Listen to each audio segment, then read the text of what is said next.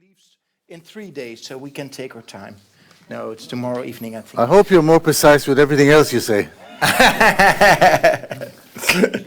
Okay, I start with a little introduction because this is the start of something more which will happen in the following days. Design an interior design jewel inspired by the DNA of the province of Limburg. That is, in a nutshell, the assignment for the 2016-2017 Crossborder Design Contest.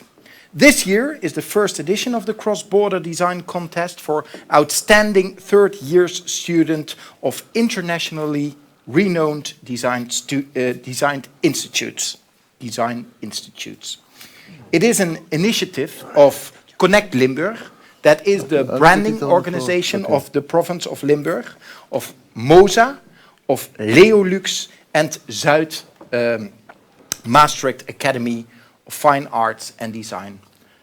The schools who will participate in this contest are the Hochschule Düsseldorf, University of Applied Sciences, the CSM, that is the Central Saint Martins in London, and the Koninklijke Academie voor Schone Kunsten in Antwerp, and of course the MAFAT, the Maastricht Academy of Fine Arts and Design. But also, this afternoon, on a lazy Sunday afternoon, we have a how do you say that? Live stream connection. And on the other side of the internet, we welcome students of the Luca Arts School and the MAD in Hasselt and Genk, that's Belgium, and students of the MAFAT who couldn't be here today because they're at work at the Design Academy Design Week, a Dutch Design Week in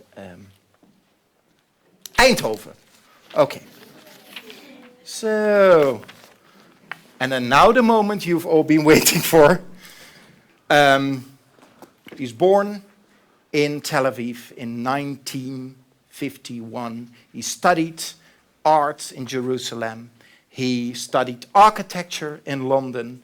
And for over 35 years, so that's 3.5 decades, that's an immense time. He's on really the top of the Olympus. It must be 1981, that's my year of birth, when he designed the Rover chair, which made him an instant overnight star. He is an architect, a designer, an artist, and he had big solo exhibitions in the MoMA, in New York, in Centre Pompidou in Paris, in the Barbican Center in London. So it fits if you give him an overwhelmingly warm applause. This afternoon, I will interview, together with you, the students of all the institutes, nobody less than Ron Arad.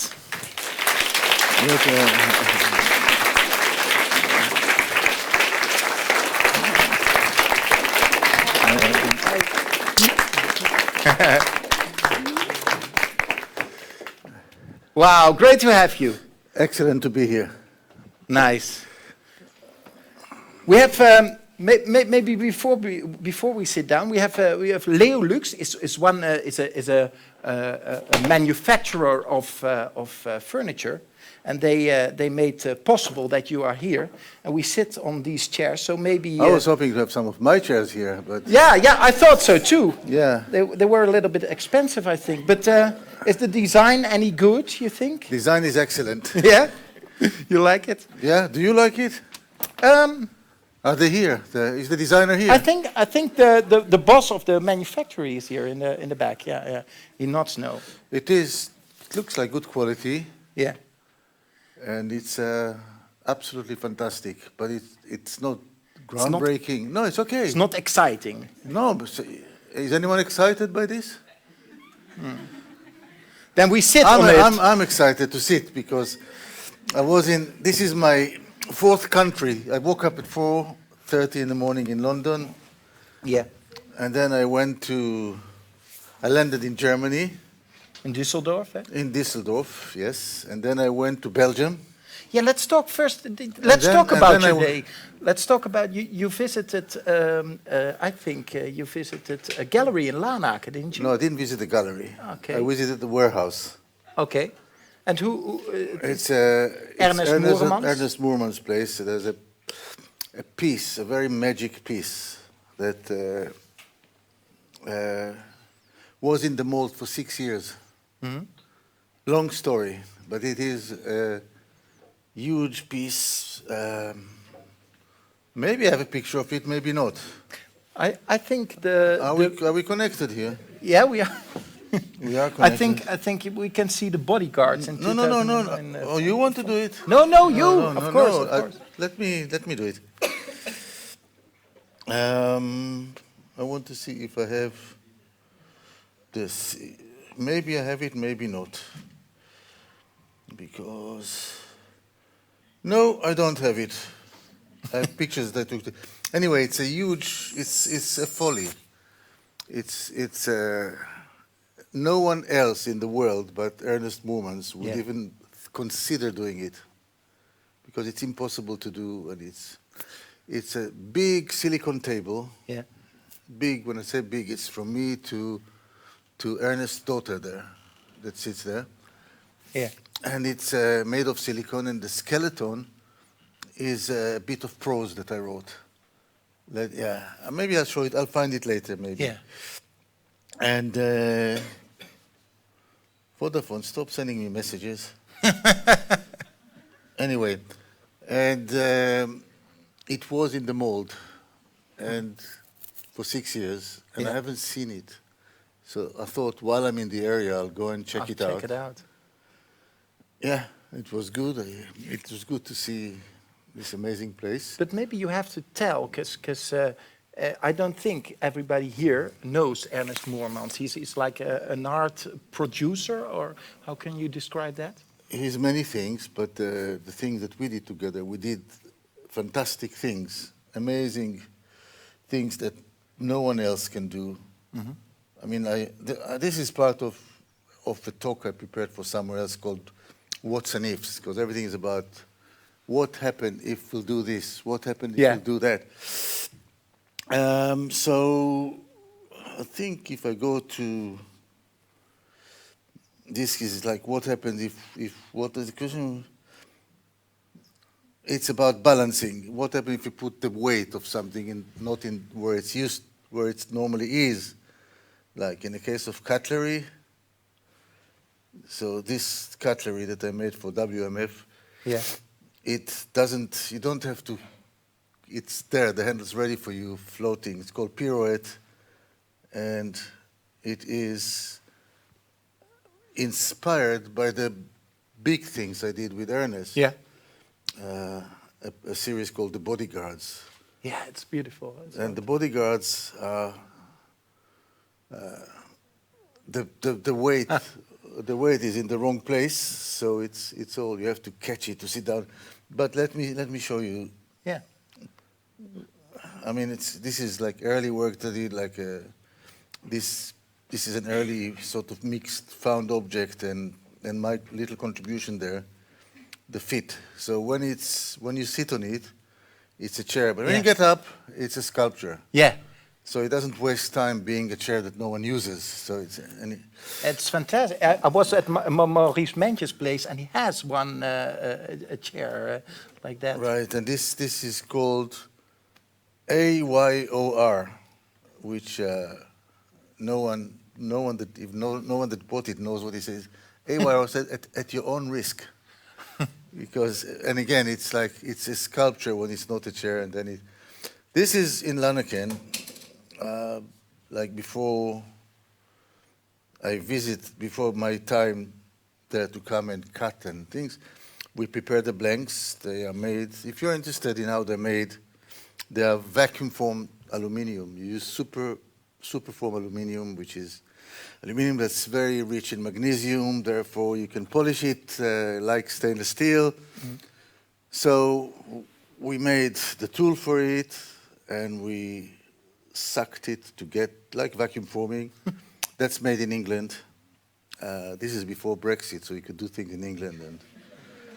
And then I would come and I would, there's Ernest. You see Ernest there? I would come and I would draw how to cut it. And the balance, like in the cutlery, it's like that. This is, it's like a weeble. Do you have a Dutch toy like this for children? Wiebelen? What do you call it? Oh, what's the story? No, what do you call the toys that you? Tuimelaar. Yeah, of course. Anyway, weebles in England. So after that we cut it in different ways and all the same mold. And this is the gallery. I didn't see it today, and it was an amazing show, showing all of them together before each one goes to a different home. And one day we'll do a reunion of them. But it's very difficult to do because they are in different places. So this was the rare occasion. Yeah, where they were together. all It was together. in 2009, I think. Eh? So, You know better than me. I'm not very good with dates and but money. but we don't know. That's why I wanted to No, to that's talk where about you it. come in. You tell Yeah, us. yeah. We don't know Ernest very well, and don't know that there's such a guy in There is such a guy. I so promise you. close, Except he's in so America close to today. Maastricht. Yeah, he's from Maastricht. Is he from Maastricht? Yeah, Lanak. It's very close. No, but he is from Maastricht. yeah, He's yeah. actually from Maastricht. Yeah. So that's, and just to prove that you can sit on it. Anyway, so that's that, and that is one of my favorites, the unfinished one, because sometimes you see something in the process of work. I say, stop there. Yeah, that's the unfinished. That's the show, the Barbican that you mentioned. And this is one of them. You saw was perforated. Yeah. Can you see what it says? Can anyone see what it says? What? Sex. Who sees sex here? Who doesn't see sex? Yeah, only sexually active people can read it. Yeah, but if you squint, or if I make it smaller, maybe. Yeah. Anyway, so we do things like that when we are bored. We have to entertain ourselves. Yeah. So, anyway, so I mean writing, not sex. Just anyway. So there's another. Okay. So And afterwards, you've been to Liège. after that, I to went the- to Liège. Yeah, The because Medicité. Mediacité. Yeah, Mediacité. I haven't seen it since I finished it. Has anyone been there in Liège? Didn't see the shopping mall? Somebody in the back. Yeah, because unfortunately we rushed to see it, but Sunday it's deserted. It's beautiful, I think, when it's deserted, not? I prefer it with people, and Yeah, to see how it's used. here this place would be wonderful if there were no people here, but nothing. No, No, I nothing like it with people. Yeah. I like it with people. I like it. But anyway, so I went. Yeah, Germany, Belgium. Now I'm in Holland, and I woke up in England. Whoa. It's a bit of a mindfuck. Is it allowed to say "fuck" in an Yeah, academy? yeah. It is, and it's also on camera, so we have to try it several times in the conversation, I think. I had a question for you, because we will open the discussion and let the students ask most of the questions. But what kind of a student were you yourself when you were young? Brilliant. I didn't want to study architecture. I didn't plan to study architecture. No. But because I was very good at drawing. Every time, my mother was a great painter. But everyone I did a fantastic drawing, she didn't say, "Ooh, he's going to be a great artist." She said, "Ooh, he's going to be a good architect." She was afraid that I will want to be an artist. So Yeah. she thought she was wrong, that architecture is a safe... and I ignored it. But then when in 73 in London, I looked at some art schools, and I looked at the Architectural Association, Yeah. the AA, where I studied. And those days, there was no one was building anything in London. So people had time to do conceptual architecture. The product of a project would be the paper, not the building. Yeah. So I mean, it was all archigram and Bernard. Like it was all about ideas and about. It looked to me more like an art school, the way I imagine art school those days, than art schools. I gave all of them a fair chance, and I decided to go to an interview at the IA. But I didn't have a portfolio or anything because I didn't plan to. But I just joined the queue, and they asked me, "Why do you want to be an architect?" And I said, "I don't want to be an architect. My mother wants me to be an architect." And then, "Can we see your portfolio?" And I said, "No, but I have my pencil here, if that's any help." Anyway, I was cocky. Well, fucking cocky, as you would say. But how did you get in then? And then it was a night of an election in London, in England. There was a party at the AA. Those days, the whole community of the school gathered to see the results. And it was on the portable television, because there was no big... Anyway. And then one of the people that interviewed me said, "We offered you a place." Like, that's the first I heard. "But don't do it again, because, half the panel were dead against you, and half the panel was for you." I said, "Okay, thank you." And then I just... I managed... I'm very good. Ever since I was very little... my thing was to get away with not doing what I'm supposed to do and get applauded for it. Yeah. So that's what I'm still doing. But how did you you make then you studied architecture, but then your impressive career really kicked off with a furniture design. Mistake, because after I graduated, I tried to work for an architectural firm, and it didn't take me very long to find out that I'm not cut to work for other people. Yeah. When you study architecture, you do grand things, you design museums and theaters, and then you go and there's your seat, and you have to do like roof details. Yeah. Thank you very much for another genius. So it didn't take me very long to know that's not what I want to do. You couldn't have a boss. And it's not that. Maybe it's that. But it's very difficult. It's very difficult to work for other people, and especially after lunch. So one lunchtime, I didn't come back to the studio. I went instead to, hey, look, that's why I said I wanted to do the. I'll find it. Where is the rover chair? Anyone sees it? Here. Is this it? Oh, yeah. Yeah. Okay. Yeah, the so instead of going back to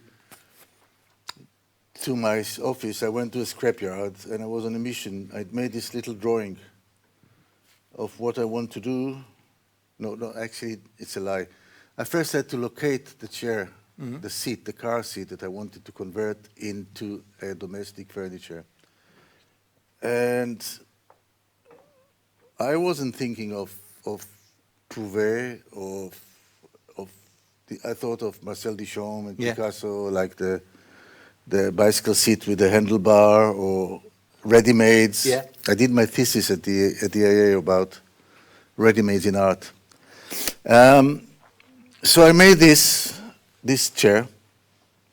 This is the very, very, very first one I did, and I still have it. It's also special that it's a red one, because Rover didn't make red chairs. You've been doing some reading, man. I studied very hard. Yes. Yeah. But It's very good. It's very good. Yeah, I mean, the first two that I found were red. I thought they're all red. I didn't know that it's a very rare to have a red. The story about this, I had it for a while. I had a little studio in Covent Garden, and I didn't know what's the studio for. And there's this famous story that you know. Who was the first to buy them? Jean-Paul Gaultier. He is very good, this guy. Maybe I can go and you can continue without me. No, tell the story about No, the Gaultier. story is It's a that great story. no, it's a true story. Do you know that we share the same birthday? No, Born on the same day, we found out. didn't know that. I was before Christmas in the studio, and someone knocked on the door. The door was made out of old bus doors that I found and made. And someone knocks on the door, and I looked at him and I said, "Sorry, closed." And he said to me in a French accent, "But I want to buy this chair." I said, "We're very open, come in." And this was after a long time that no one was interested in it. It was just there, and after that, he bought 6 of them. And I remember exactly how much are they, because I didn't know what to say. I said 99 pounds each. And he said, "Yes, I'll have 6. And he gave us an address and a check. And my Caroline works with me. Yeah. Came after the holiday, so "Oh, Jean-Paul Gaultier." Who's Jean-Paul Gaultier? I didn't. Well, you didn't know. I didn't. I mean, he hardly knew in '81. Okay. He knew, and he was himself didn't know. Yeah, who he he was. came, but he used to come to London to be inspired by street culture, and that was part of it. And he took it to his home. It wasn't public, but somehow after that, it became, by my poor standards, a best-selling piece. And I had employed 2 people that had a van, and they went through all the scrapyards in the country, up and down the country, to get them. And I found some guy not far from where we were that repaired car seats, a motor trimmer in English, repaired car seats for living. So he stopped doing anything. He just concentrated on repairing Rovers. And that's what he did until I got bored with it. But before that, I remember, like, one of my 2 favorite stories about this is one that a couple just bought 2 of them. And on the way out, I hear the woman saying to the husband, "You know what I like about these chairs? They remind me a little bit of a car seat." So I thought, well, I did my job there. And later, I showed this at the Pompidou Center that you mentioned. And this was abused by my daughters, my cats. It was at home. But when we organized the exhibition at the Pompidou Center, I wanted to move it like from here to here a little bit. And I pulled it, and I was shouted at. "You can't do it without white gloves." You know, it's mine. It was your own. It belongs to me, and anyway. So that's that. And your cats. This is the bus doors. Yeah. This is the. This is the place, and this is what studio, what Gaultier showed. Said, "Can I buy it?" And I mean. Yeah. And after that, because it was going so well, I didn't want to become a second-hand car dealer, so I declared the last 100, and said last 100, no more. So some Swedish crazy man that was, he was a fan of 2 things. Of my work and Guns N' Roses. Can you believe that? And I wanted to stop, but he bought all the last 100. He said, "I'll buy all of them." It was a good move on him. Yeah. I mean, but then he also liked. Tell us about this one. I love it. I mean, this is the concrete stereo. The concrete stereo is just like. When everyone made things slim, and like I said, I thought I made what I could do. I mean, because concrete was very cheap. You just mix it and pour it. And I thought I'm showing beauty where it normally is hidden. But it had the wrong interpretation, which is okay. The French people call it ruinism. I thought I'm making beautiful objects, and they thought because I broke it, They call it Beirut style. They call it all sorts of names, which in the beginning I protested against. No, it's not. But then, when the Pompidou Center did an exhibition to celebrate the 10th anniversary of the Centre Pompidou, they wanted representative for all the genres. Mm-hmm. So they had like the postmoderns, they had this, they had that, 10 people. And then they said, "Ooh, I think we should have a ruinist." And I was the youngest there. And what I did for them is I did a big machine. I invited the Parisians to come and bring the chairs to the museum, put them on a conveyor belt, and then we squashed them into bricks, and I built a wall out of this. I mean, the machine is now at the Vitra Design Museum. But the Vitra, this is another ready-made, which is the aerial light. It's made out of a car, automatic aerial, and remote control, so it can, it's like a robotic arm. And later, I did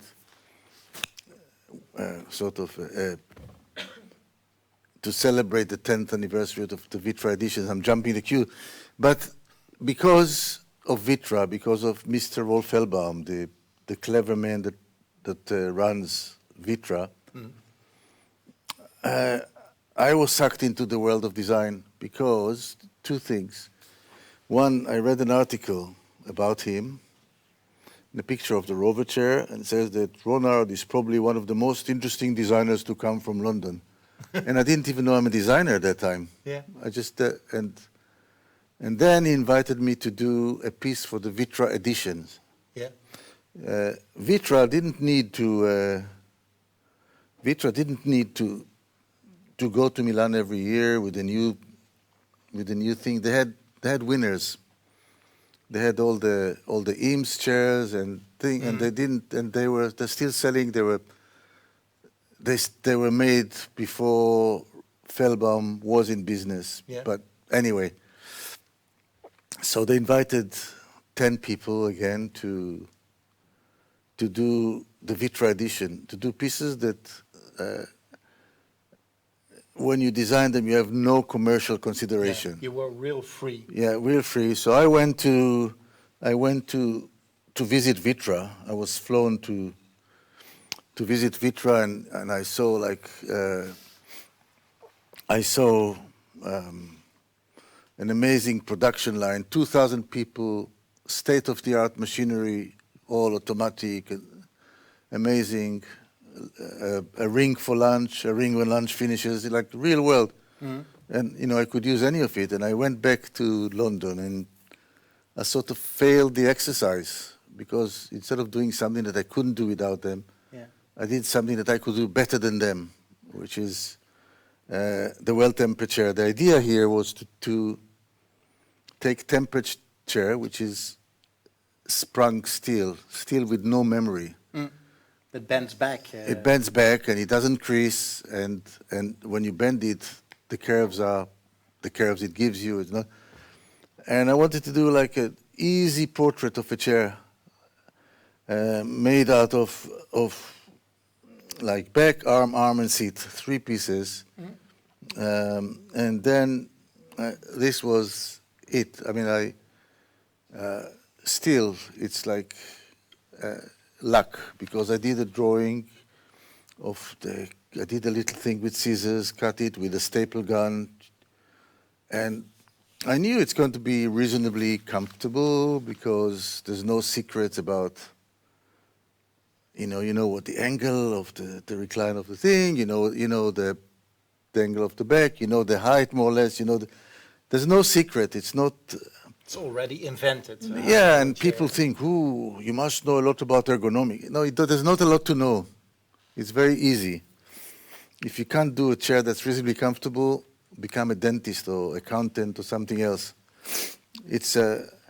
So I knew it was going to be comfortable, but I didn't know that the comfort's going to be so different than anything else. So when I first had it, on the floor and people sat on it, it's as if someone has written the script for them. And the script, and everyone's, first of all, everyone hesitates before they say, can will it support me? Will I cut my... And then, actually, it's very comfortable. I had a video of the 10 people, one after the other, not knowing. Already, actually, it's something English, you know, like, actually, it's very comfortable. And which is this... Like you hired them to... No, but this is good. I mean, like, the whole pleasure normally comes from breaking expectations. But to break them on a positive way, not... The worst thing is if something looks so comfortable and you sit on it and yuck, it's not comfortable. So it's much better the other way around. It's something... Anyway, so there's like... there's no soundtrack to this, but...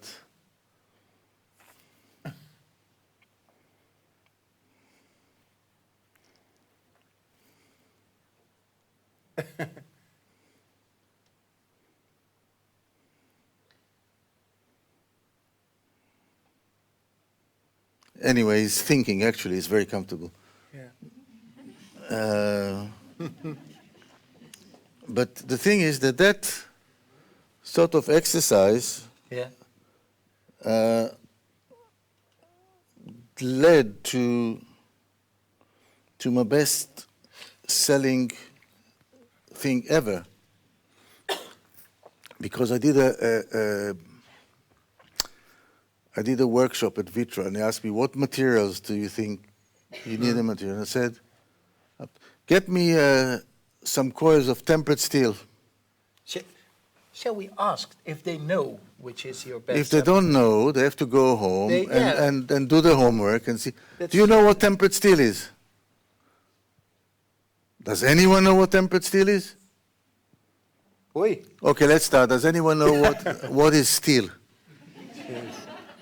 You know how steel comes, the raw material. Well, you want to say something? Yeah. I know that tempered steel is hardened steel in such a way that it springs without memory because it's austenite steel. Yeah, exactly right. Okay, 2 points there. Yeah. And it's done. It starts as a maybe something circular, and then it's squashed down to. Anyway, it is. In other words, I didn't think you're a designer, so it would say sprung steel. Nothing to do with the spring season, but with the spring. Anyway, so they got me rolls of. Do we have sound here? I think so.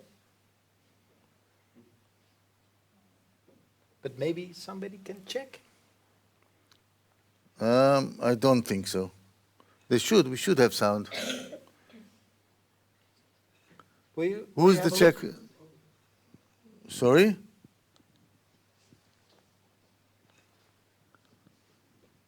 We're coming to sing. You're coming to look. The volume is on, yeah. I tell you what, maybe because it's, what is it? Yeah. So this is the first exercise I did with the temperature. Now, if I was doing it now, I would be put in prison for this. Very dangerous. I didn't know that you can't weld temperature because it's brittle. You can't weld it. It breaks, and it can. If this thing breaks, it can kill. Playing on the electric wire there, you see? Yeah. Stupid. But after that,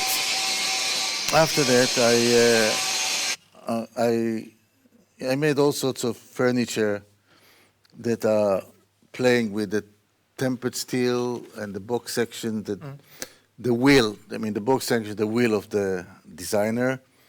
The tempered one is the wheel of the material. And it's like, and I made all of these things that later, rather than wait for being copied in China, I did it together with Moroso, the Italian company, and we did the copies ourselves. Yeah. It's the smartest thing. But then I didn't finish all the steel there, so they sent me to London the leftovers, and I moved flat, and I needed shelves, and I went like that, I went like that, and I'll make fake books as the brackets, and I didn't know that this product, called the bookworm, paid us royalties to make other experiments, and so this is still studio pieces. Mm-hmm. But then I talked to Cartel. I mean, this is another piece that when you play with sprung steel and you fix it to the wall, in a way, you're doing something that's not pure. Where's the movement? The movement's gone. You froze it. Yeah. So I made this pieces that are freestanding. It's called this mortal coil. And yeah, this is some silly guy that bought it and used it. So, and every time you take a book, the whole thing is breathing. But after that, I did this for Cartel. Cartel went for it because they thought it will get us publicity, pictures in press. They didn't know that it was Cartel's best-selling product for about 10 years. Yeah. And they still extrude over 1,000 kilometers every year of this, longer than Italy by a lot. So can you imagine an extrusion of a shelf starting in the Alps, going all the way to Naples? Immensely, yeah. And I don't want So to this pays your mortgage by then? This was my sponsor. Yeah, This product was there's not many of them, but but look, when you write bookworm, yeah, on Google, you don't get worms, you don't get people that you get this your is book closets yeah, everywhere. yeah. Just the name was good as well. Anyway, Yeah, you're quite good at names, huh? So yeah. I like the Big Easy also. We really have to answer some questions out of the audience. And then we do this a bit more later on. It's very nice. So are there any questions in the audience? Oh, no problem. Then we go on. No, here we have one. Because they have to work too, you see, with the microphone. What do you identify as an artist, a designer, craftsman? Yeah, that's a quite There's interesting one thing I can. Normally, it's very difficult to answer this question, but you made it easier. I'm not a craftsman. Okay, why not? Because I don't have the mentality of a craftsman. A craftsman is someone who's very responsible, very methodical, I don't know, and does repeat things.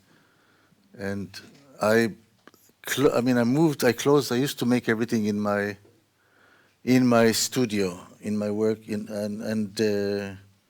for example,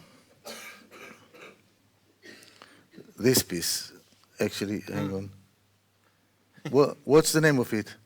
I don't know. You don't know? No. Yeah, I know how it's made. It's made with with the hammers on it. Yeah, I mean, used to do these sketches, and then in the early days, we weren't very good at welding, and we just did. But you turn everything to your advantage. So the whole thing was about how unrefined it is. It's like a sketch, you know. Not everything has to be polished and refined. And so, what if I can't weld? And by the way, one of my early encounters with Ernest, he found on the roof of my studio one of the ones that I sort of threw away. Yeah. And he bought it, and I'm so jealous of him. Because I can't do it anymore. I can't fake it anymore. No. And it's is it still in the same place? Is it still there? I think. I don't know. Anyway, so that was, and then with years we couldn't help it, but we got really, really good at, and So all you had to do is change the lyrics. And he said, it's like jewelry. It's a big size jewelry and blah, blah, blah. So it doesn't matter. I mean, this thing I came back to time and again, this shape. But I was in fear of becoming a craftsman, and I didn't want to be like a glass blower or a metal basher. So we stopped making in London. But don't you feel, when she asked what is the thing you are the most... Ping pong player. No, but... No, man, I'm serious. Yeah, you made one. No, I'm very, anyone, do you have a tape? Yeah, maybe you have to show people. No. But it's an interesting question, because I think you said at the beginning of the conversation, you said, well, when I made the rover chair, I wasn't inspired by designers. I don't have to decide. I mean, I enjoy doing very small industrial design things, like an amazing line of eyewear and a watch. I don't mind doing that. I don't mind doing chairs that you sell in shops, in furniture shops. Someone needs 4 chairs, they can. But I don't. That doesn't stop me from doing things that no one wants, no one can afford, and no one asks me to do. And it's the thing that I'm curious about. Give me pleasure and delight, and it would be sad if no one else got pleasure out of it, and it would be sad if no one else actually bought it, because. So it is. We call it studio pieces, but there are, and it upsets lots of people. I mean, it upsets architects that I can do design and art. It upsets artists that, for the artists, you made everybody angry. If I am with an artist and someone comes and he'll introduce me to someone, you have to meet Ron. He's the best designer. He won't say he's an artist. And if I was with an architect, he'd introduce me as an artist. So that it doesn't really matter.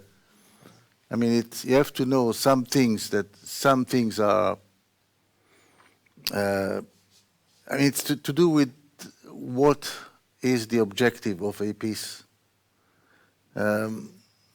I called my show that you referred to at the Pompidou Center, at the moment, No Discipline. I'm not a member of any of the disciplines. Yes. When I was. This was very interesting, but I won't tell you about it. Shortly about no disciplines. You're not from one church. You are everything. I'm from no church. Yeah, from no church. But what interesting, I thought also there's no discipline. When you read about you, you say about yourself you're lazy. I am lazy. No discipline. Yeah. I found that very odd for a man who made so much. Oh, this is the ping pong table. Yeah, every way. Yeah. No, the thing about this is the first piece that I shown at the summer show of the Royal Academy. It's a ping pong table, and this is before I was elected to be a Royal Academician. And when I was elected, I had no idea if I was elected as an architect or as a sculptor. I mean, I really had no idea. There's no section as designer. There's printmakers, sculptors, painters, and architects. That are the 4 categories. So when we select new members, which means when one member dies, because that's how you select, because it's a medieval club.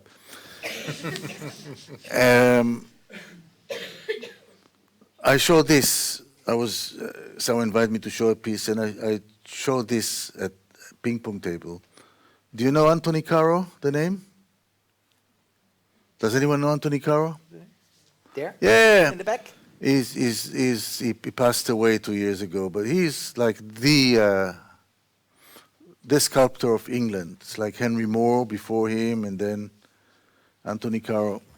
In the opening day, he comes to me, he says, "This is a marvelous sculpture." I said, "Thank you, Sir Anthony."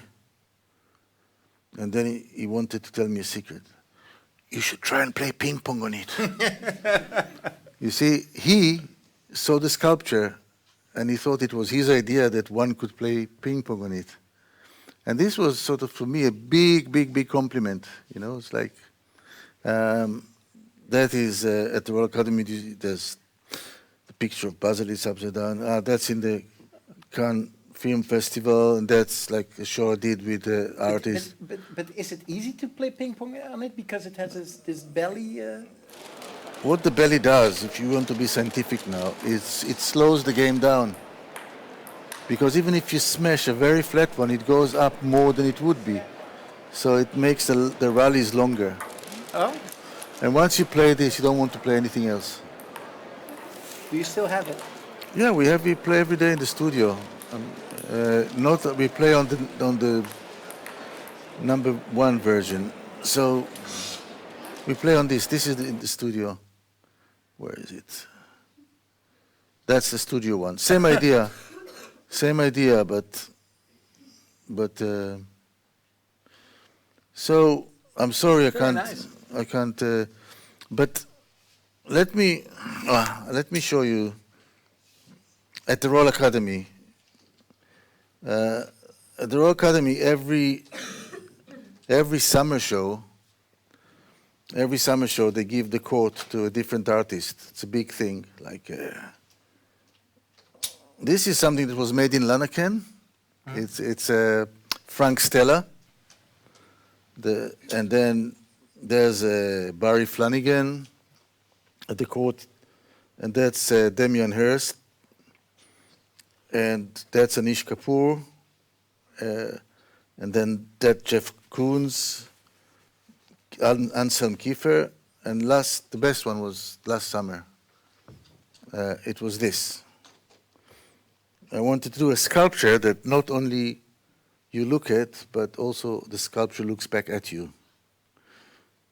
It has a camera at the tip, and there was a big screen, and that shows you what the camera sees. And guess where was it made, do you think? Sorry? No, Groningen. By some shipbuilders. And the people I did other stuff with before. So the thing is, what I showed you was fiction. It was a render that don't believe it because it's not real. But we wanted to see what What it would look like. what it would look like, what the footage will look like, and where are we here? This is like a study of the speed because every joint moves in a different speed. It's never the same. It never looks the same. You work it out, and then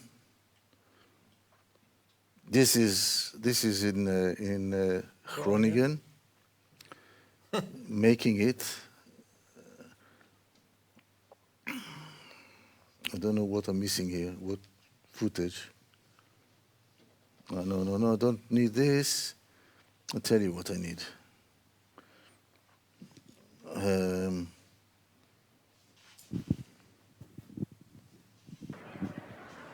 That is at the Academy, but let's go to the last one.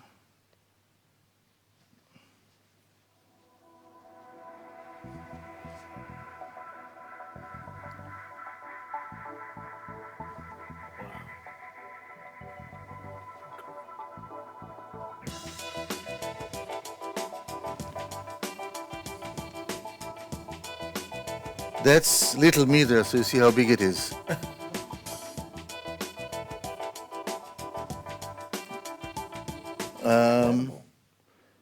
At the same time, but do you know Ingo Maurer?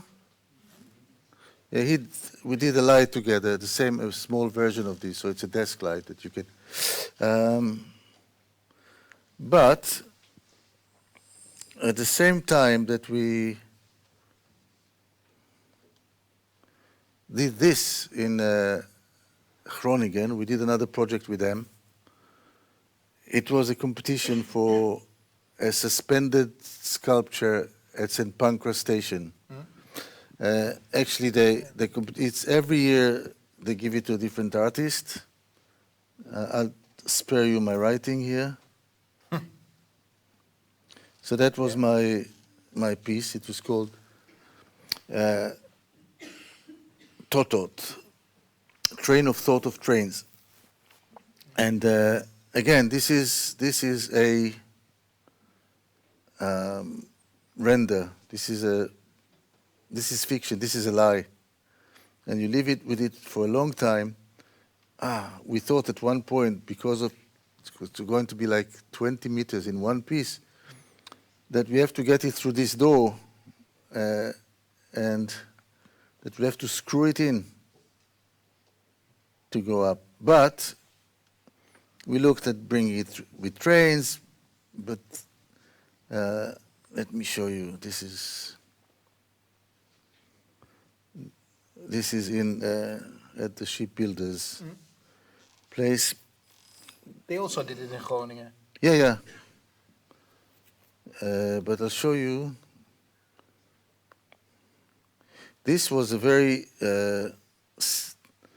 It was done. That's in my studio, but I won't let you. Won't let you hear me now.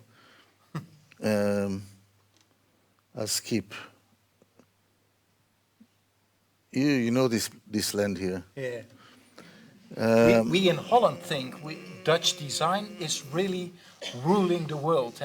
Could you? We'll talk about it. Could you get us with our feet back on the ground a bit? They were amazing. The people that did it. Oh, yeah. What I was going to say, the installation night was a very symbolic night. The Dutch people came with the piece and they had to hand it over to the Brits. And it had to go over a small wall of glass in St. Pancras. Outside the wall, it's Britain, it's Great Britain. The other side of the wall, you need a passport to go to because it was the Eurostar. And it was done on Brexit night. And it was like, so we see the Dutch people working here. Amazing. And then I talk about what an amazing place St. Pancras is, blah, blah, blah. It is. I won't bore you with this. Yeah, that's the installation. Dutch people lowering it. It's all yours now. Do what you want with it.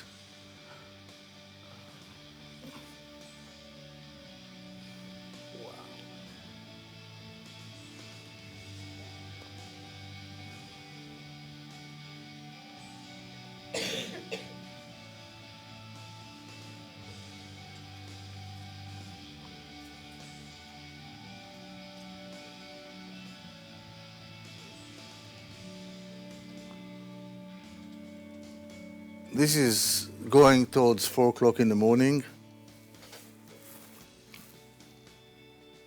And there was a cleaner. A woman was cleaning sweeping the floor. She didn't know who I was, but she needed to talk to someone. She looked at me and said, "I love it." Thought, great, I did it. And 4 hours later in the opening, Anthony Gormley, the sculptor, comes to me and said, "I love it." So I knew I covered the spectrum here.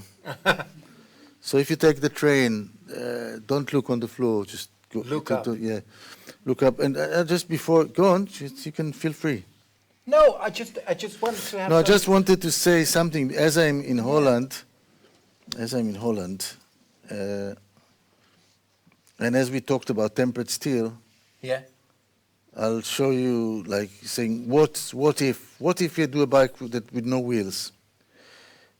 A bike that is all suspension, only suspension. Yeah.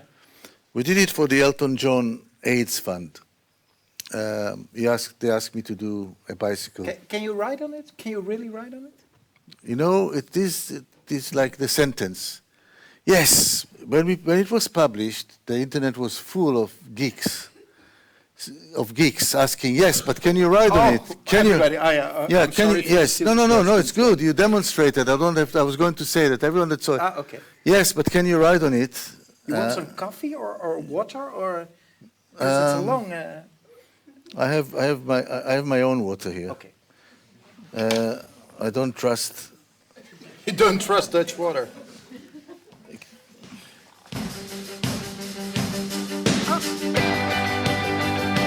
that you? No, it's Marcus. Could be wrong, I could be right.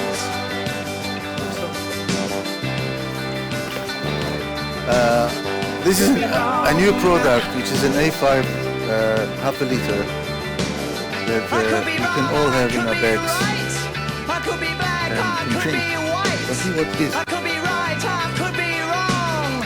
I could be white, I could be black. Your time has come. You can see he can carry it, right? Yeah.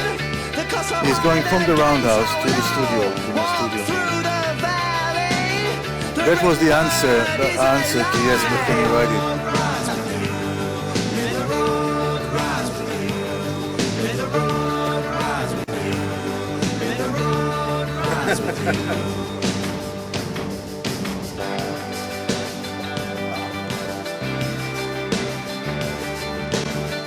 Could be wrong. You know, every time I show, every time I show this in a lecture, this is the first time there was no applause. Really? Yeah. Oh, there is. No, I don't want it. No, but saying this is true. This is something. Anyway, not to me, to Marcus. Let's take a short question out of the audience. I could be wrong, I could be right. I could be Yeah, black, okay. I could be white. I could be right, I could be wrong. I could Yeah. be black, I could be In your white. works, you show a lot of Put a humor. hot wire to my head. See, is that an important thing for you to show humor in your work? I don't know what you're talking about. It's yeah. I mean, I guess there's humor and there's wit sometimes, and it's another layer. There's lots of layers to every. He pointed out the names. The names are sort of important. Yes, I mean, yeah. We like humor. It makes it. I think you'll find lots of. If you research, you'll discover that humor is good, not bad. So, yeah. Very good. And girl in the back. But maybe you also have to say who you are and from what school you are here, because it's a really international. gazette. Hi, I'm Jinke, and I go to Mafat. To where? Maastricht. Right, I know where it is, Maastricht. Yeah. You have a connection also with this school, I heard. That once in Milan, a student from this school asked you to sign her boobies. Is that true? She had a sense of. Or belly. Oh, I'm sorry. Oh, she's here, I think. Who was that? Oh, you know the story. No, it was not me. It was a student of mine. I can't remember, but let me tell you. Not that excited anymore. I'm sorry. I can't remember this, but it happens all the time. But this is true. Every time in Milan, there was a way of telling Dutch young designers from others. If the better the show is, they used to come, stand at the door, and look in, almost angry. And then they go to the piece and they go and then they go past it. Then they come back, and then after a while they'll do this. And then after a while, half an hour later, you'll see them lying on the floor checking how it's made. And once in Milan, I saw a guy doing this, and I said to Caroline, I said, "This guy's Dutch." "How do you know?" I said, "Look, it's obvious. Look at him. He's Dutch. There's no way around it. Ask him." Excuse me, where are you from? "I am from Tel Aviv." And what do you do? I studied design in Eindhoven.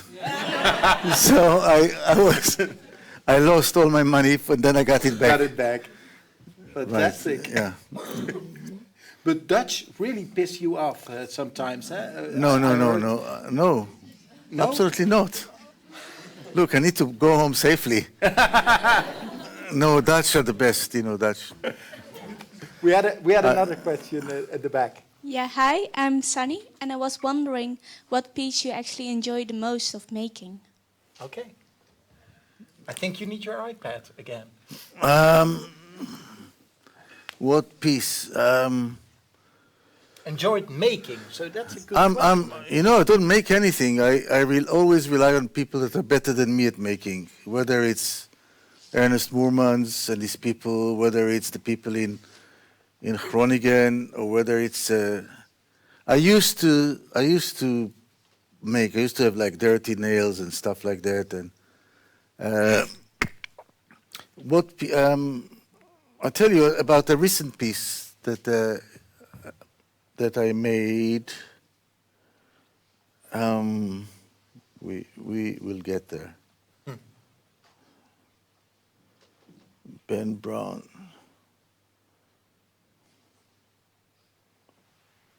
Okay, we had a show at Ben Brown. It's an art gallery. It's not a furniture shop. And we showed all sorts of stuff. There are some, these two pieces. That one is negative of the and a new piece called Tuba, made of tubes. And this piece here, it's a cedar that I bought in Innsbruck, in Austria. And I wanted to carve a seat out of it. And I wanted to write something in my handwriting, except a robot. This time it's a robot that did the carving of. So I wrote all sorts of things. I didn't like any of my prose. This is true. I mean, I have a little book in the toilet at home, British Wit. And I said, now I'm going to take this book and I'm going to open it, and the first sentence I read, no argument, it will be it. But once again, I was too lucky. The whole thing is about getting better than you deserve, then you are happy. If you get something that you don't deserve. And I found a sentence, have nothing in your house that you do not know to be useful or believe to be beautiful. Does anyone know whose it is? Come on, design students. It's William Morris, and it's like a great British wit about design. But of course, I couldn't leave it like that, and I added "or love," which means the sentence is very instructive, prescriptive, and by saying, you know to be useful, you believe to be beautiful, or love, you don't have to explain why. So you do what you want, in other words. So I did it, I wrote it on that, and what I didn't tell you yet is that this big, heavy trunk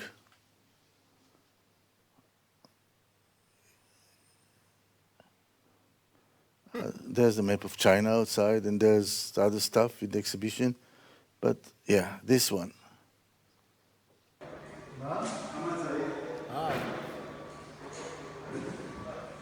It glides, it hovers.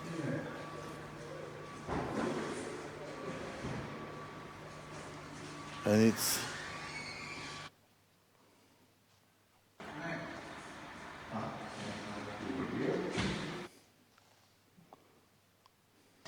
Ron, are you happy with the results? This is seriously good. I think it's the best piece I've ever seen in Ben Brown fine art. And see. It looks comfortable. And I meant it as a compliment. I don't know who to, but a compliment. You see, I couldn't have done this myself. It's and also it took 100 years to make this piece. Yeah, it really does sometimes. Huh? Also, the pieces that you showed at the beginning, the bodyguards. It takes a couple of months to make them. Eh? Sometimes, yeah. No, but this 100 years. So they're talking years, of course, because it's all three. I'm sorry, I didn't get the joke. Okay, no. I'm very sorry. But now I get it. I'm very sorry. Shall we take another questions out of the audience? Yeah.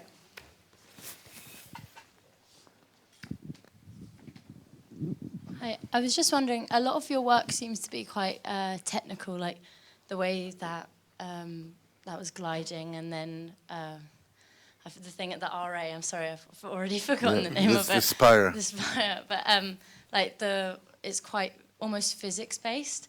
Is that something that you work out yourself, or do you get someone to help you with that? Do I look like someone that can work something like that? Just like, because obviously, like, there's such technical ideas, I mean, even to like come up with it in the the thing first is, place. we're not scared of things that require technical help from people. But the main thing about the piece at the Royal Academy is the geometry that I came up with. The thing is based on the fact that all the intersections are perfect circles, and when you tilt them, that means that the volume, the conical volume there, in a horizontal section will be oval. But what's important was that where it rotates, it's a circle, so it feels continuous. This is an idea that I played with in my mind for a long time. Now the electric stuff that goes in the motor, look, when you do a big building, you rely on engineers, you rely on all sorts of people that know things that I don't want to know. I mean, I want to know, and you have to have understanding. You have to know how they're made. So it starts with me in the studio. I have people that are by far more computer savvy than me. They know more, and they do things that I can't do. Like in any film that's done by anyone, there's a lot of people working on it that are experts on catering for the people that I don't know, and camera people, and Gives it also more freedom not knowing it. Because when you have the technical ability, you might. I don't know. With the architects in my studio, I'm still the rebel, and they are the responsible people. And some of them like to start. They need the constraints and the restrictions for dear life. And I say, no, let's ignore that. Forget that. Let's do it, and then we'll see how we deal with the requirements, with the restrictions, with all. I mean, it's not. Anyway. Yeah, I'm not a scientist, and I'm lazy. Yeah, we need to talk about it a little bit. Just one thing that pops up in my mind. I didn't watch it at the paper, so it goes everywhere. But it's also, I think, how you like it. A conversation like this, going everywhere. Yeah. I was wondering, you are 65 now, eh? What is that for kind of an age for an architect, an artist, a designer? Is there plenty of room and time ahead, or is it really that you get in mind now 2, 3 big things? What kind of age is that for an artist? My hip hurts me today, and I still think that, as I said to you, in the studio, maybe it's age, maybe it's the time I grew. I'm whatever I want to say. I'm a 60s child, and we had different ideas about the world that the younger generation. When I taught when I was a professor at the Royal College of Art, I felt that me and the tutors are much more radical and rebellious than the students. Yeah. And I feel the same in my studio, that I'm Always this. the rebel still. Yeah, I mean it's yeah, but it is. Would It's that sorted be an out. advice also you would like to give the students here? My best friend, don't listen to advice. Ah, good. That's a good one. Yes, it is. Question right there. On this topic, I'm Iris from Central St. Martin's. On this topic, what did your tutors think of you and how did they respond to you? What? What did your tutors think of you when you were in uni and how did they respond to you? Before I became successful or after? When you were in uni, like studying. They want to claim you when you know. And no, I mean was in a time that we were all friends, the tutors. Yeah, I mean So you were friends with your tutors? I when you was were a friends with a student? tutor, and I had it was it was a good time. We had a good. There wasn't like I never saw them as the oppressors or the people that demand things. It was, and I tried to. I basically, when I was given the course at the Royal College, I took a lot from the AA. That was when I studied there, a very pluralist school. So I tried to do a course where the word "should" is not allowed. But you can do it if it's a postgraduate course. You don't have the responsibility of giving people tools and things. You take them as grown-ups, wrongly, but. Yes. Hi, I'm Gabriel. I'm not a student.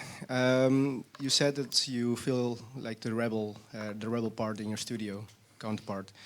What is something nowadays that you would like to rebel against? I don't want to rebel against anything. I want to do the things I'm interested in. When you rebel, when you react to something, you give it too much acknowledgement. There's nothing I want to look. You accept it that a great percentage of the art you see in galleries you don't like. Let's talk about the things we do like. That's more interesting. I don't think that any of the things that you don't like deserve your attention to rebel against. And once there was a debate about blurring the borders between disciplines, and it was part of a conference that got long, and it was sort of everyone knew that lunch will be delayed, blah blah blah, and there was a panel of sort of people good in the fields, and the debate started with each one getting off the microphone and said something. When it was my turn, I said, I think that the more you talk about blurring the boundaries, the more you make them stronger. And I suggest we stop the discussion right now. And the poor person that was running it said, and there was a big applaud in the audience. They were hungry because it was, and the moderator that said, okay, and it was, and the discussion stopped. It was the best conference I've ever had. All right. There in the back? Oh, there's one too. I can't see you. Is there a reason why I confess? Why do I need to have lights in? Why am I told? Because you're beautiful in the light, I think. It's for them. It's for the. No, it's for the people who watch at home. Yeah. Hi. Okay, we have a question. Please stand up that we can see you. And can we have the light on you? I think I'm fine. All right. Do you usually have concepts, or do you just basically do what you want and then invent some story for the public? Both. Fair enough. I mean, sometimes you do something and then you post-rationalize, or you find the justification for it. But sometimes you do have a concept, and I mean, it's like it's not one way or the other.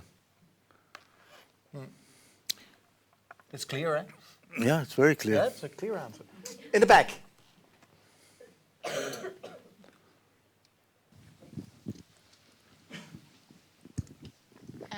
Hi, I'm Sophia from Antwerp. I just was wondering, I saw now a lot of big and huge pieces, but I also know like pieces of your glasses and stuff like that. How come did you start making them? How did I start making them? Like why and how? And because now we It's saw because lots. there was some guy that he made a lot of money importing cheap eyewear from China. And for some reason, his life ambition was to ask me to design a collection for him. And I was not, it was very difficult for him to convince me. But he was so determined when I said to him, look, come back in a month. He would come back in a month. And when he came back after, I said, come back in a month and 17 days. He would come in a month and 17 days. And he was determined. And I knew why I resisted, because when you design a chair for Vitra, you design the chair for Vitra, and it's done. But when you have there's an eyewear brand called PQ Eyewear by Ron Arad. It's like a plant that you have to water every day, and it takes a big chunk of the studio, and some people that would be brilliant doing other things are doing just working on that, which is, it's okay, but it is, and I thought that there's a lot of things you can do in eyewear that wasn't done before, because I often said that for me to design is to do something that didn't exist before I designed it, not just do variations on Ray-Bans and things like that. Good. One more? Yeah. Because it's interesting, because what you say that we talk a lot about the studio pieces and the interior design, but we have to talk a little bit about your architecture maybe as well. Yeah, I mean, But first, do this question there. Who are you, and what's your question? Who are you? Hi. Who are you? I'm Rachelle. I'm from Mafat. And I was wondering, in the pieces you showed us, there's a big contrast between one is really shiny and the other one is like old. Why do you do that? Which one do you like better, the shiny or the rough? The raw. Sorry? For me personally, the raw stuff. The raw stuff. Yeah. She likes the raw stuff. Right. The thing is, you there's can take her home afterwards no. for the raw stuff. I didn't say that. I also didn't say fuck for over. I don't. I mean, look, people. You could have asked me. You worked a lot in metal, and you showed us a piece in wood. And I don't think one is right and one is wrong. There's different things for different things. I enjoyed a lot reflections and things, early days, and when I did the piece for the Royal Academy, I can show you, I have a video of it, also reflective. But when I looked at it, it looked like one idea too many. It would be very seductive to see the whole court of the Royal Academy reflected in a cone. It would be very good, very seductive, lots of shots on Instagram every day. I'm sure about that. But I decided to keep it rough. I knew this day will come and I'll be questioned. And anyway, you can do. There's no rule, and it's not a contrast. It's all materials, and it's not. It's all. It's very little of it is coated. It's all, even when it's shiny, it's the material itself. Same as when it's rusty, it's the material itself. Same as when it's wood, it's the material itself. So it's material. Yeah, material has colors and different behavior. Let's. We're looking now at one of the most iconic buildings in your home country, the design museum you made. Mm-hmm. Please tell us a little bit about it, because we didn't talk a lot about your architectural work. Or we show it again, maybe? It is, I mean, it is a lucky, very, very lucky project, because this is one of the early renders, and when you finish an architectural project, there's lots of shortcuts and compromises and value engineering and all sorts of. This one looks more or less like we designed it. And we didn't have to compromise. We didn't have to compromise. Yeah,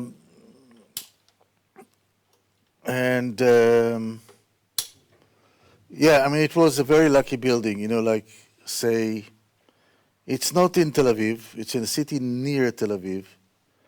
Holland? Holland, that's very good. This guy is so good.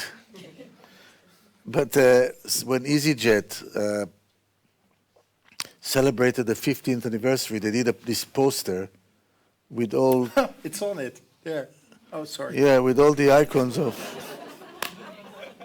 Look, it was a bit listen, Holland, what you get is this. Yeah. Right? And at least France has a very tall Eiffel tower. London gets a taxi, and Belgium, ooh, look, the atomium. Nothing interesting about Cyprus. They get just a map of Cyprus. And Tel Aviv gets this, which is not even in Tel Aviv. And it happened again when the Rolling Stone go places. They always do a T-shirt and a poster with some icon of the city they go to. So when they went to Tel Aviv, they made a mistake. No one told them it's not Tel Aviv. But the only sign of success is when people copy you. And when people stop copying you, you have to worry. Let's see something. Let's see if I can find it. Yeah, recently, I'm going to see it in 2 weeks' time. I'm having a show. God. I'm having a show in Moscow. This was opened by the Russian Prime Minister, and it's called the New Jerusalem Museum. Anyway. Fantastic. Ooh, this is, I don't know, I have to show you this. No, I don't have to show you.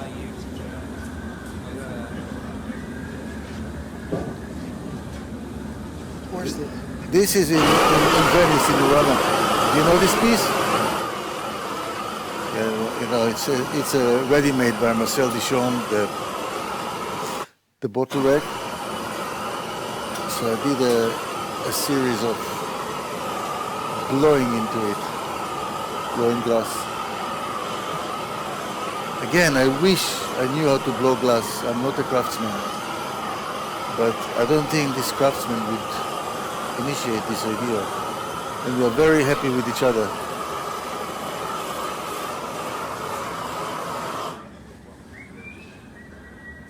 Come on, you can do it. It's very difficult. You have to balance a long thing, and you have to turn it all the time so it doesn't droop. Yeah. And then you have to run with it to the oven to cool it.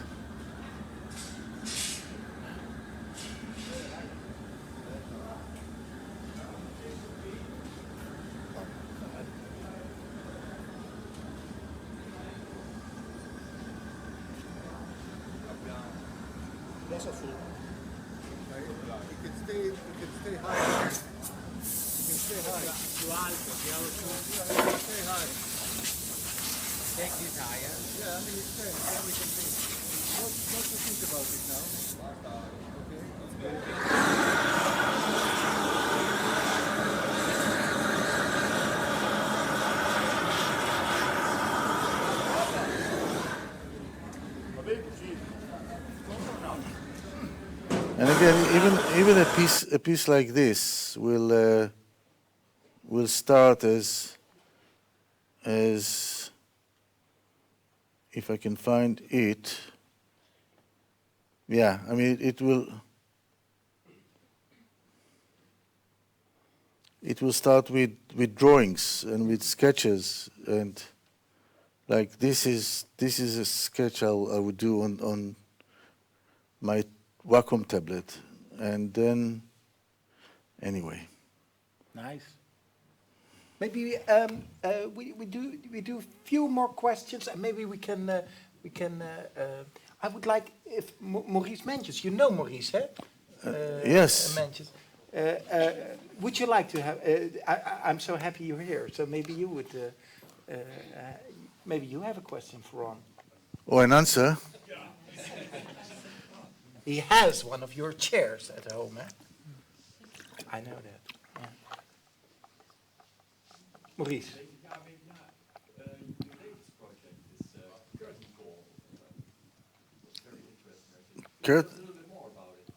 Curtain call, yeah.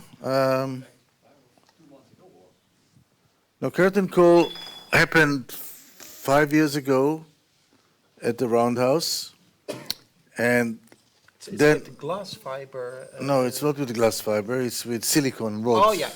I know the round. Oh yeah.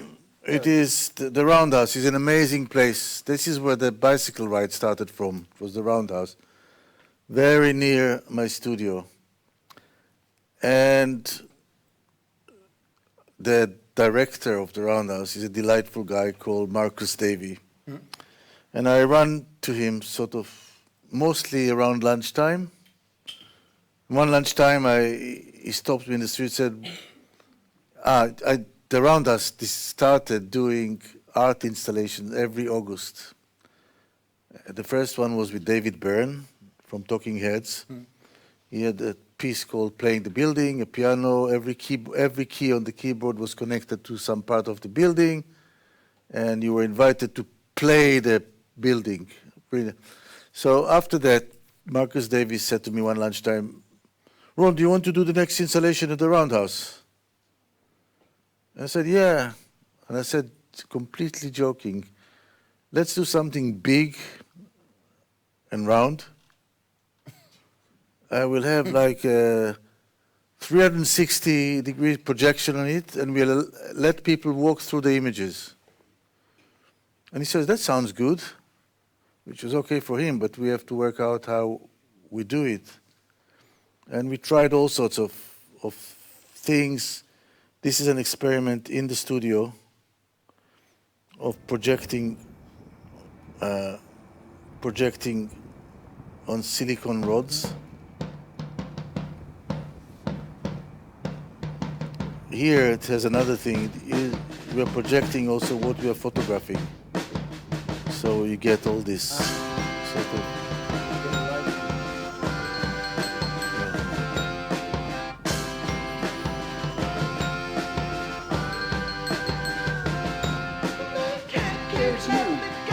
That means I have to move on. I don't want to show you.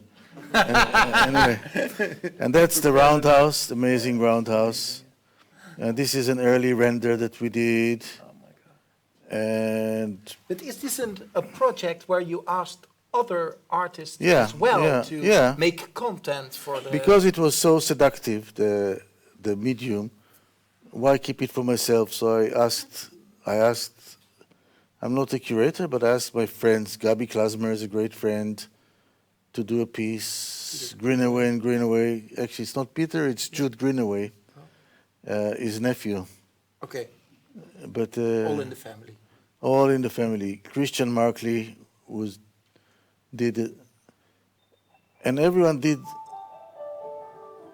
I mean, I thought I knew what each one will do, but they all surprised me.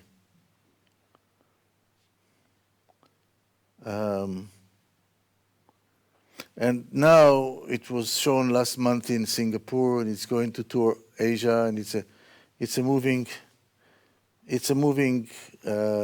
thing. So that's sort of what it looked like from the outside. That's the piece you've seen. You can see the same image on the outside, and when you walk in, you see it's the same image. And again, in different habits of different. In London, people thought they have to cross the curtain and sit down on the floor. I don't know why.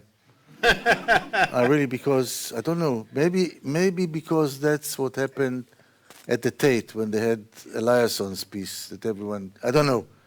But this is Matt Collishaw. He did an amazing piece. We had like nights of I don't know what this is. Okay. We had live performances in there. This is the London Contemporary Orchestra. They played inside and outside.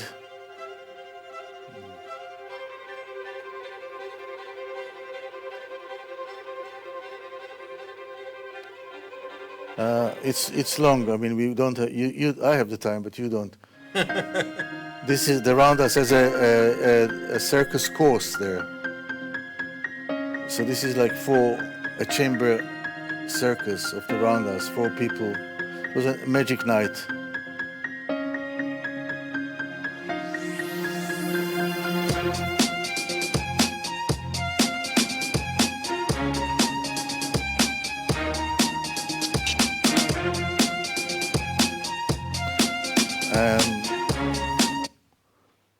Classical music, Stephen Issel is playing Bach. And then when it moved to the Noguchi Sculpture Garden in Jerusalem, it was outdoors, completely different. It was born in the Roundhouse. You did it in the open air as well. Yeah, this is 2 weeks in 2 minutes building it.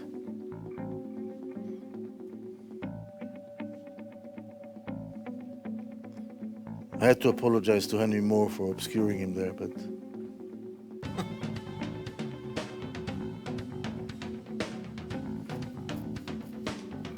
and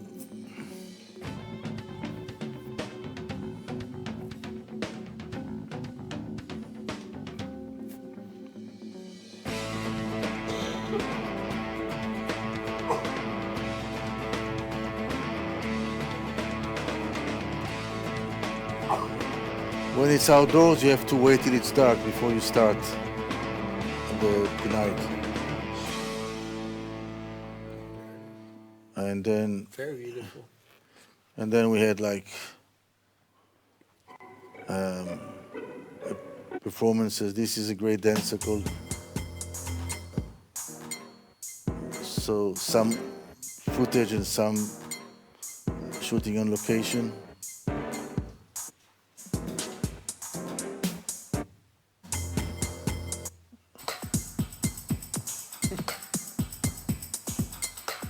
Very nice. It's a great project. I wanted maybe to do one more project to talk about, because a lot of designers of the future, they will use techniques like 3D printing. But you, for instance, you did that in the not made in China, not made by hand. I think that what we have to remember is that technology is there to serve us. We are not here to serve technology. And 3D printing is just one technique. There's like 5-axis milling machine, and there's lots of exciting ways of doing things other than 3D printing. But I could imagine that it's very useful because it's so fast. It is useful, and do you know of many products that use it cleverly, to the point that it's worth doing? I think it's mostly maybe the thing is that's why good to talk with you about. No, I mean it's a great, amazing technology, and you can do fantastic things. But you don't. Yes, there was when it was new. We were excited. I'm just looking to see if I have anything here. I thought I had, but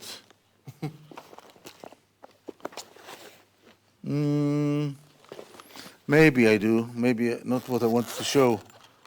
But yeah, I mean, for me it was actually very interesting to do frames that are in one piece. There's no screws, no hinges. It's just so. Wow.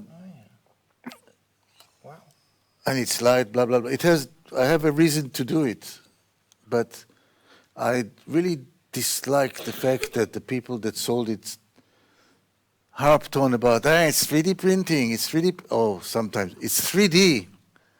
It's. I mean, it is. It's just a good design. And Yeah, I it's mean, a useful way of making it. Yeah. You don't show a sculpture of. So it was a bad subject. I brought No, up. it's a very good subject. It's an excellent subject, but if we remember that technology is there to serve us. Yeah. I mean, I was looking for my glasses. You can try them on, Yeah. and maybe you can do a selfie. Yeah. But I don't have my telephone in the neighborhood. But maybe you. No, I'll give you one. Who was the manufacturer for this? It's a great company called PQ Eyewear by Ron Arad. It was a big. Are they expensive? Yes, How expensive? not that expensive. Is that a problem for you that your real studio pieces and your art are so becoming by your success so unaccessible for ordinary people? No, it's not a problem. No, I mean, like I don't. When you go to an exhibition and you enjoy a Brancusi or a Giacometti, Yeah. the last question you want to ask is, how much is it? You can consume it without purchasing it. Yeah, it's accessible. Yeah, I mean, people can enjoy my work without having to buy it. Yeah. I need people to buy it so I can make more, but it's not, and it costs that much, not because it's not, in contrast to a lot of things in the art world, it costs a lot because the success of the artist but my expensive things are expensive because it takes a lot of time to make them. Yeah. Or it costs a lot to make them. And here is your chance for a selfie. Now, I would like one to have together with you, because I think the last 10 minutes of your visit will be selfies with all the students. So let's Okay. pick up then. Shall we do 2 more questions to finish off? I will put it on, not because it's not beautiful, but because it's a bit dark. Yes. Hello. I wanted to ask, because you seem to start a lot of your projects by what if, and questions. Is there a question that you might still be looking to answer? Okay. Nice. I didn't understand the question. So you start a lot of your No, it's a projects good- and your designs with Yeah. what if. It's all about questions. curiosity. You're curious to see, I can do that, or that, and what will happen if I do it? I mean, that is. So is there a question you still want to or have been trying to answer that you haven't yet? Actually, he's asking, what is the next dream you want to... Yeah, maybe. Well, the Realize. question that I ask myself is, what is the next dream I want to work on? No, I don't. It doesn't work like that. I don't need to make a plan or to think, okay. And I don't like the word, what's the challenge in this and what. It's luckily I don't have enough time to do what I want to do, and it is, and different things trigger different things. Sometimes a material or a process that you look at it, what can I do with that? What can I do with 3D printing? Or what can I do with laser? What can I do with this new material that is so soft and so light, whatever? Sometimes it's the other way around. Sometimes you want to do something and you're looking, what material can I use to give me the best results that I want? What process can I use to? So it's all goes in all ways. There's no recipe, there's no prescription to how to work. I know how I work is by having an idea and decided to give the idea time. And it starts with sketching. Second best thing is talking to the people around me. I made sure that there are good people to have around. And if they're not excited about what I suggest, there's a way to convince them, or sometimes they convince me. There's no formula, I'm afraid. I don't know if that's what you were asking, but maybe. But that's what I answered anyway. Yeah. Last question, the very, very last. Who wants to have the last word? Very random question, but could I come to the front and take a selfie with you? Sorry? Okay, we do that. What did he ask? Just 1 second. Oh, you want to know? No, what did he ask? If I could come to the front and take a selfie with you. Yeah, come, do it. Do it. Come and embarrass yourself in front of everyone. What's your name? My name is Alex. And from you need a microphone. Shall I make it? No, it won't be a selfie. Oh, it has to be a selfie. Oh, wait. The lighting is good, so. The lighting is... You can sit on the chair. Oh, it has... Oh, yeah, okay, perfect. Yeah.